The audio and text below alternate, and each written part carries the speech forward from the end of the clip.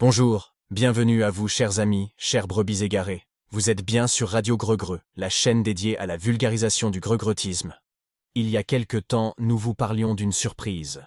Nous avons réussi à recueillir les témoignages d'authentiques greugreutiers. 3 personnes ont accepté de répondre à nos questions sur le greugreutisme. Parmi elles, 2 sont très proches de Greugreux Premier et sont donc des piliers de sa communauté. La 3e a pris quelques distances depuis un certain temps, mais continue de le suivre et de participer à ses lives de manière plus épisodique. Nous les remercions ainsi que toutes les personnes qui ont permis les mises en contact. Tout n'a pas été simple. Précisons qu'ils ont donné leur accord pour que nous mettions cela en vidéo, à condition de respecter les propos tenus ainsi que leur contexte. Nous avons donc retranscrit les échanges exacts au mot près. Certains échanges sont peut-être moins drôles que d'autres, mais restent intéressants et font partie intégrante de l'échange. Ces témoignages ont été recueillis en 3 temps.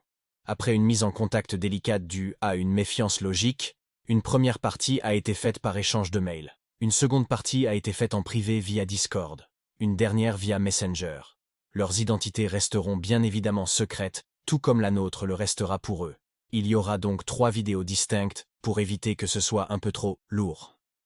Voici donc maintenant la première partie, en échange de mails après plusieurs contacts assez délicats, refus, hésitations. Salut, merci d'accepter d'échanger avec nous et de répondre à quelques questions. Ça dépendra des questions. Je promets pas de répondre à tout. Depuis quand es-tu follower de celui que nous appelons Greugreux Premier? Je ne me rappelle pas vraiment. Au moins 5 ans, je pense. Comment l'as-tu découvert? Ben à la base, c'était juste pour un tuto. Je me suis abonné et après j'ai commencé à écouter ses lives régulièrement vu que les soirs j'avais pas mal de temps. Après je prends part aux conversations et voilà. Ça s'est fait petit à petit. Que penses-tu du personnage, et est-ce que tu comprends que l'on puisse le critiquer? Il a une attitude qui divise même au sein de sa communauté. Ça nous est arrivé de discuter entre nous après certains lives où il abusait clairement. Moi je pense que ça fait partie de lui, il est comme ça, il aime provoquer et suivant ses humeurs, il va être plus ou moins dans la confrontation et la provoque. Et tu comprends qu'on puisse se moquer de lui? Pour ses dramas, sa façon de les gérer, oui. Sur la personne, non.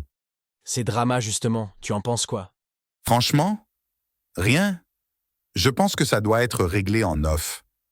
C'est fatigant et moi, CA ne m'intéresse absolument pas quand il en parle pendant des heures. Ou même quand on parle de quelque chose et qu'il trouve le moyen de ramener le sujet sur la table. Ça génère un malaise, souvent. Oui, du coup, par la force des choses, il en parle sans arrêt. Ça vous saoule. C'est là qu'il a tort. On lui a déjà dit, mais comme une autre partie de la commu l'encourage à jeter de l'huile sur le feu, donc ça continue. Tu n'as pas d'avis sur ce qui l'oppose encore à A, ou L, ou même à d'autres. Non, je suis un peu au courant, c'est sûr, mais je le redis, il faut passer à autre chose. Tu le connais dans la vraie vie? Savoir s'il est comme ça en vrai? Non, je ne l'ai jamais rencontré en vrai. J'ai échangé en privé avec lui un bon nombre de fois, par contre. Il est quand même différent. Plus calme, moins agressif. En même temps, sur Internet, avec un effet de groupe, on serait tous différents. Pourtant, il a toujours dit qu'il ne jouait pas de rôle contrairement à d'autres qu'il critique beaucoup. Oui, enfin ça, c'est ce qu'il dit. En off, il dit le contraire. Du coup, il mentirait souvent. C'est pas vraiment un scoop pour nous, tu sais. Il a une étiquette de mytho depuis longtemps. La mythomanie est une maladie, alors je ne sais pas s'il en est à ce stade. Encore une fois, dans la vraie vie, je ne sais pas comment il agit.